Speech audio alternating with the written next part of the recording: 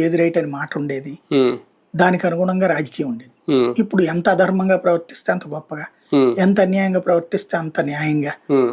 జరుగుతున్న రోజులు. హ్మ్. ఆటోమేటిక్‌గా దీని ఇంపాక్ట్ జనం మీద ఉంటది కదా!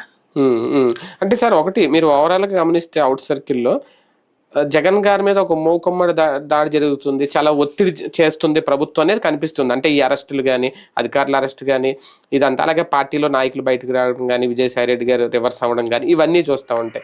కానీ జగన్మోహన్ రెడ్డి గారు మాత్రం నా మీద ఏ ప్రెషర్ లేదు, ఏమీ లేదు. నేను చాలా ఫ్రీగా ఉన్నాను. మీరు బస్సు ఎప్పుడు ఇస్తారు? Free bus. సూపర్ సిక్స్ ఎప్పుడు అమలు చేస్తారు? అమౌంట్ ఎప్పుడు ఇస్తారు?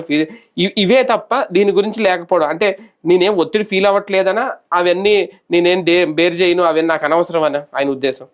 బేసిక్‌గా దాని మీద మాట్లాడుతున్నాడు కదా! ఈ తప్పు హ్మ్. చేస్తున్నారని. హ్మ్. అంతకు మించి భయపడిపోవడానికి అతనికి భయం అలవాట్లేదు కదా! From the beginning. హ్మ్. ఇప్పుడు సోనియా గాంధీ స్వయంగా ఆయన ఎవరు సాయి ప్రతాప్ రెడ్డి చెప్పుకొచ్చాడా? హ్మ్. సోనియా గాంధీ నాతోనే కబురు చేసింది. హ్మ్. నువ్వు కాంగ్రెస్ పార్టీలో ముఖ్యమంత్రి పదవికి ఏం పోటీ పడవాక, హ్మ్. కేంద్ర మంత్రి ఏదైనా సహాయ మంత్రి ఇస్తాము. హ్మ్. నువ్వేమి ఓదార్పు యాత్ర చేయబాక, హ్మ్. సొంతంగా పార్టీ జనంలోకి ఏం వెళ్ళడం పెట్టుకోక. ఇట్లాంటివి ఏం చేయబాక. హ్మ్. నువ్వేదో సొంత పార్టీ పెట్టబోతున్నావు అని తెలిసింది. పెట్టొద్దని చెప్పు.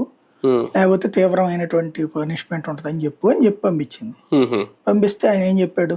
హ్మ్. మజ్జిగ తాగిళ్ళన్నా అన్నాడు. మజ్జిగ తాగుతావా? కాఫీ తాగుతావా అని అడిగాడు. హ్మ్. ఆయనే చెప్పాడు కదా అది. హ్మ్. ఆ తర్వాత నేను చేశాడు జగన్మోహన్